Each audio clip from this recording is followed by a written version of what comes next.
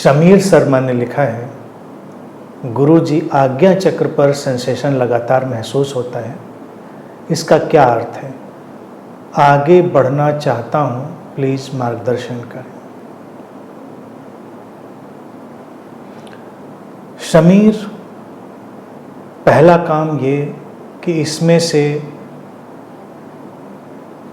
कोई अर्थ निकालना बंद करते हैं।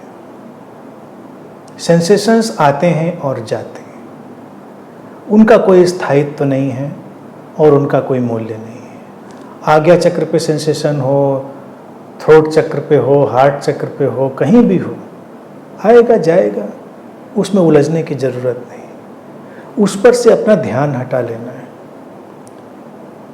अर्थ निकालेंगे तो अर्थ देने वाले बहुत लोग मिल जाएंगे, इसका अर्थ ये है, इसका अर्थ वो है, और फिर अर्थों से सारे अनर्थ पैदा हो जाते हैं। हमारे जीवन में अनर्थ किस बात से आता है? कभी इस पर सोचें।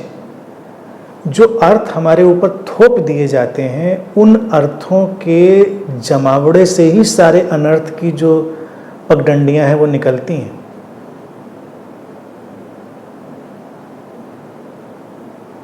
न ढूंढें कोई अर्थ।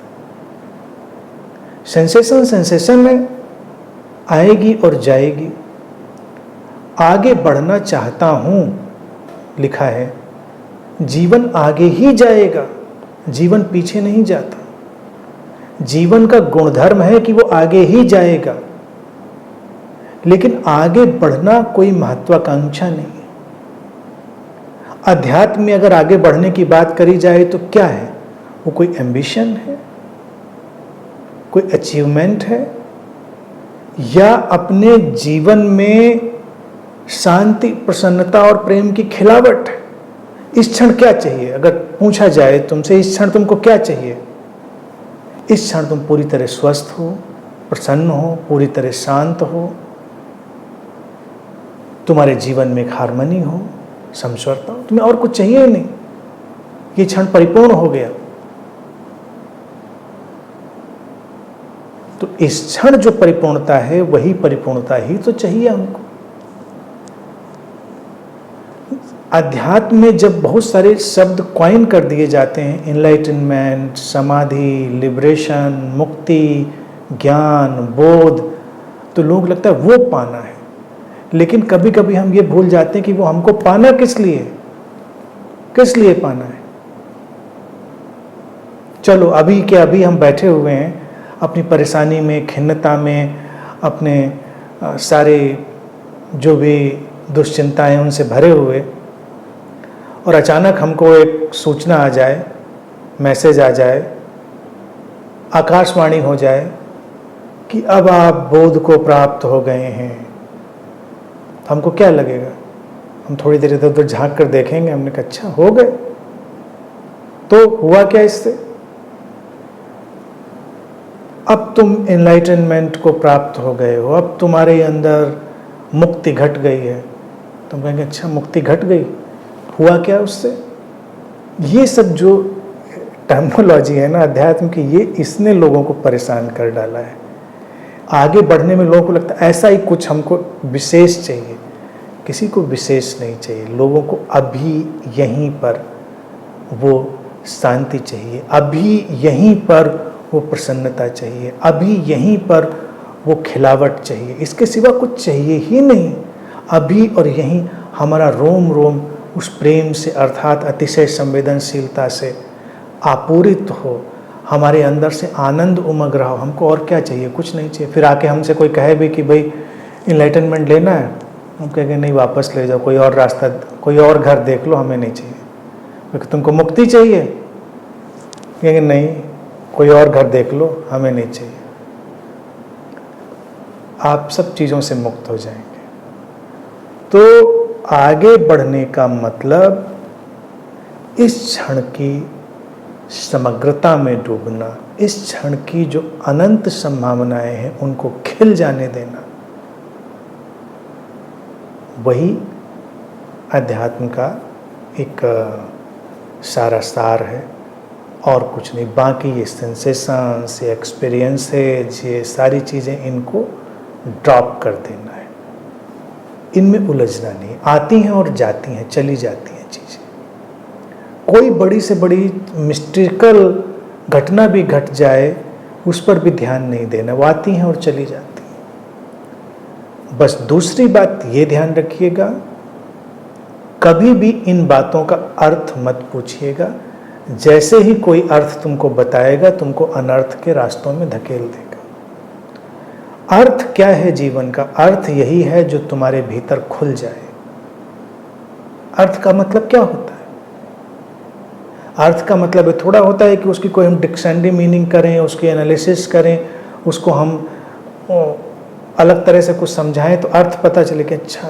कई लोग होते हैं ना जो बड़े जिज्ञासु पिपासु किस्म के आध्यात्मिक लोग होते हैं, वो अर्थ निकालते हैं, ढूंढते हैं कि कोई श्लोक, कोई दोहा, कोई चौपाई और कोई शब्द, इनका अर्थ क्या? अब उस पर घंटे भर प्रवचन हो गया, ये अर्थ था इसका, मज़ा आ गया। जैसे हम ताओ पे बोल रहे थे तो कई मित्र मुझसे कहते थे कि ये तो हमने सोचा ही नहीं था कि ताओ का मतलब ये है। अब लाओ त्से बाबा के उस पे साधारण से हमने 1.5 घंटे बोल दिया, अच्छा ये मतलब था इसका। लेकिन जब गौर से सुना होगा आप लोगों ने, तो मैंने ये नहीं बोला कि इसका ये अर्थ है, जो बोला इसलिए कि तुम्हारे भीतर अर्थ खुल सके। हम अर्थ शब्द का भारत में जो उपयोग करते हैं तो उसका अर्थ होता है प्रकाशित हो जाना। इसीलिए हम कहते हैं ना, एक भाषा में अपने इस पर कुछ प्रकाश डालिए, तो प्रकाश कोई टार्च से थोड़ा ही डालना होता है कि टार्च निकाली और डाल दिया प्रकाश उसके ऊपर। प्रकाश डालने का मतलब उसको प्रकाशित तो हम अपने भीतर होंगे। हमारे भीतर जैसे कोई दिया जलने लगा, कोई इल्यूमिनेशन हमारे भीतर आ गया। हमको कुछ नहीं पता, हमको कुछ नहीं पता। कोई पूछे तो हो सकता है हम बता भी ना पाए। जैसे प्रेम का उदाहरण देखो, उसकी अनुभूति तो सभी को होती है ना। प्रेम का अर्थ कैसे पता चलता है?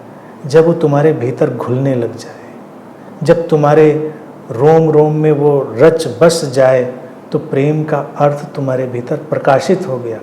और अब कोई पूछे कि प्रेम क्या होता है, तुम जानते हो, लेकिन हो सकता है प्रेम पे तुम प्रवचन ना दे पाओ। अक्सर प्रेम पर प्रवचन देने के लिए प्रेम से बाहर होना पड़ता है।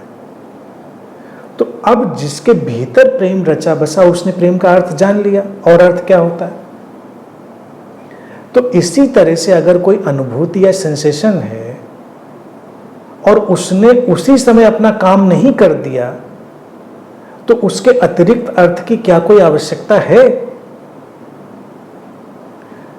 तुम्हारे अंदर प्रेम की कोई तरंग ने स्पर्श किया, इसी उदाहरण से समझ पाओगे। हृदय में एक उमंग जगी, एक उत्साह जगा, जैसे एक प्रशांति घुल गई हमारे भीतर। तो क्या हम पूछते हैं कि ये जो हुआ था मेरे भीतर, ये हो रहा है, इसका अर्थ क्या है? क्योंकि कौन फिक्र करता, who cares for that meaning, क्योंकि वो तो घुल गया ना, अर्थ प्रकाशित हो गया। तो अगर किसी भी अनुभूति में जो आध्यात्मिक जगत में लोगों को घटती, उसमें कोई प्रासंगिकता होगी और कोई उनका मूल्य होगा, तो तत्क्षण उनका अर्थ तुम्हारे भीतर प्रकाशित हो जाएगा। और अगर तत्क्षण प्रकाशित नहीं हुआ तो उनका कोई मतलब नहीं, वो बेकार है, उनको जाने देना है, उसका कोई मतलब नहीं। समझ रहे?